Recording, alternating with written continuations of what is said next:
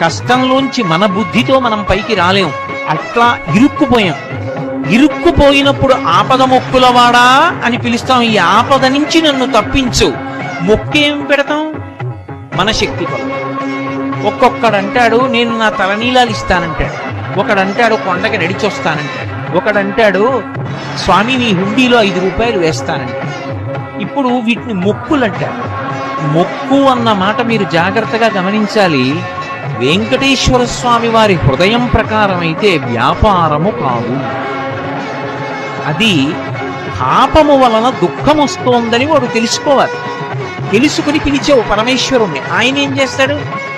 నేను ఆదుకోకపోతే ఎవరు ఆదుకుంటారు? లక్ష్మి అందుకుని ఉంటాను ఈ కలియుగంలో వెంకటాచలం మీద. ఎవడు ఎక్కడ ఎంత మౌనంగా లోపల లోపల పిలిచినా నాకు వినపడుతుంది. నేను వింటాను, వాణ్ణి ఉద్ధరిస్తాను. ఆపదలో కష్టంలోంచి